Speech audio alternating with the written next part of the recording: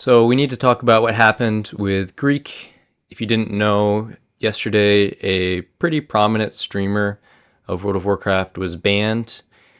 And I want to talk about it in chronological order as much as we can, trying to keep things together so we can actually know the order of what happened because I feel like things are getting a little bit jumbled around. And let's keep the narrative clear. And that's my goal of this video. So, what happened? Greek Warrior was banned from World of Warcraft on all 4 of his accounts. He has multiple accounts. They were all banned. Why were they banned? For gold buying. Does he say that he didn't gold buy? No. That's the whole kind of crux of this, is that he was extremely guilty. He did it on stream. He's a known gold buyer, and most streamers are. Lots of streamers buy gold. They always kind of, roll their eyes or tee hee hee about it, but it's a common thing.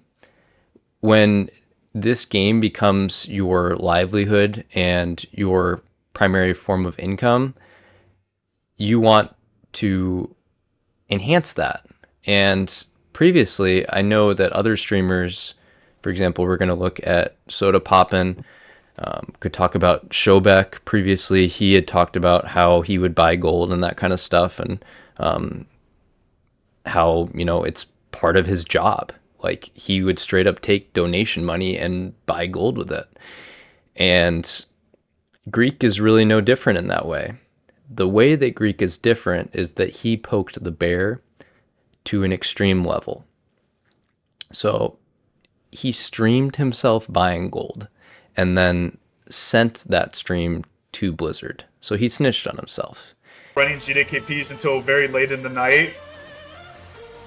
And it's a damn shame, man. I should have never played Fresh if I knew. If I was going to play Fresh and I knew this was going to happen, I wouldn't have done it. Because you know what? I've been buying gold through the auction house for 6 years. I've been buying gold through the auction house for 6 years now. And no one cared. No one said anything until I made this tweet. And then I looked up Josh on other social media sites. He blocked me. Josh Greenfield, the developer, has me blocked in everything. Has me blocked in everything, bro. And then I woke up a banned. So I don't think any of this. I don't think any of this is a coincidence. I think he got personally offended to the point that he did something. So it's like I said, it's been an absolute pleasure streaming for you guys. I don't know what I'm gonna do. Sad. And it's no surprise at that point that you would get banned for that, I guess. That to me is kind of like, what were you thinking? But again, let's think about the chronological order of things and what has happened. So right before Greek had his final crash out where he tweeted at developers, at Blizzard and that kind of stuff, there was an announcement. The hardcore servers were going to have a rollback. So all of these streamers that lost their accounts to a DDoS attack, they're going to get those accounts back. And it's just surprising to see the amount of effort and care that is given to this small subsect of the overall WoW population, right? When on the other side, the fresh servers, they are drowning in inflation and botting. It's a huge problem. And that is the main topic, is why the heck are you guys so focused on fixing these guys' individual issues on the hardcore when lots of players are just not able to play the game? And that's really what Greek was trying to highlight and show, is that what the heck are we doing as a community when we are allowing and enabling these streamers to buy gold, to do all these things, but it's just like kind of not open about it and like kind of sneaky and quiet about it. It's just a really weird state of the game right now where it doesn't really feel like there's much integrity left. Again, I actually got completely like drained. Blizzard basically took all of my gold. Oh no. Why? Because I bought all of it. Oh, Oh, poor guy. Hey, poor little Milk, guy. no. They I mean, took. want to buy some more because I recently came into 10K. No, I cannot.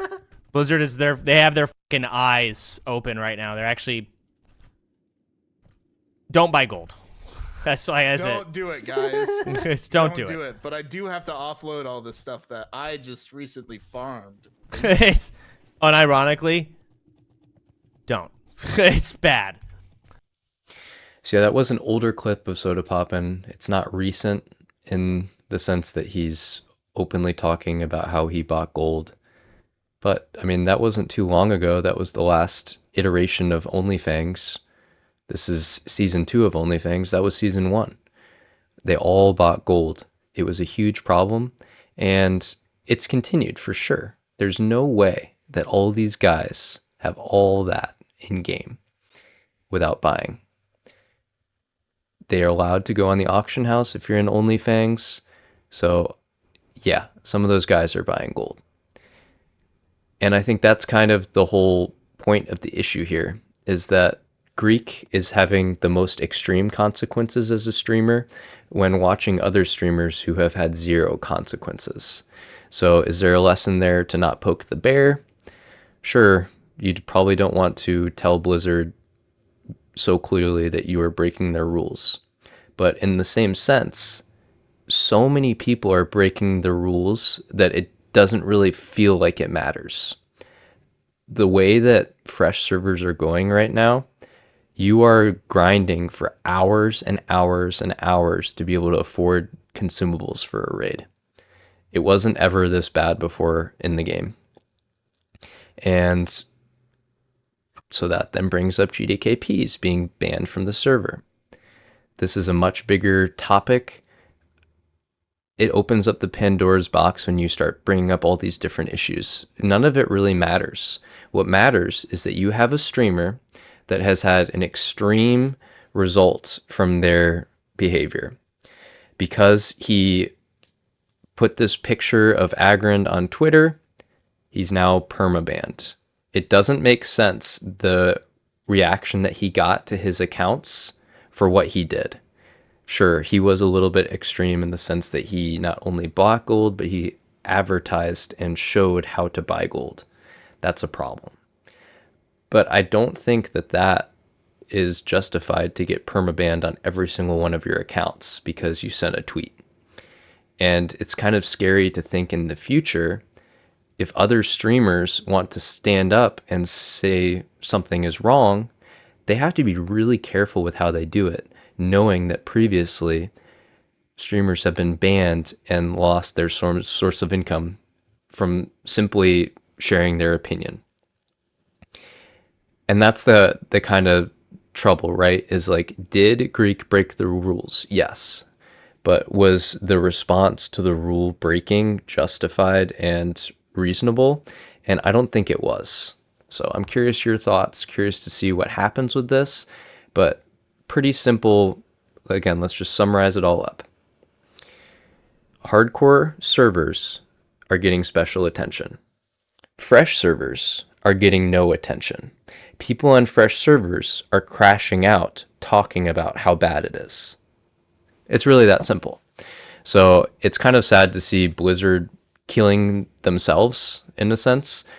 They're silencing streamers and reducing the engagement that they could have. They went ahead and rolled back the servers because they didn't want to lose that engagement on the hardcore side. But the numbers just aren't there on that same sense on fresh side in terms of how things look, the perception. They want to maintain that perception that things are okay on fresh, and they're not. And it's scary that when someone speaks up and talks about how things are not okay, they are then permanently silenced and banned, and their source of income is taken away. It's scary times. So we'll see what happens.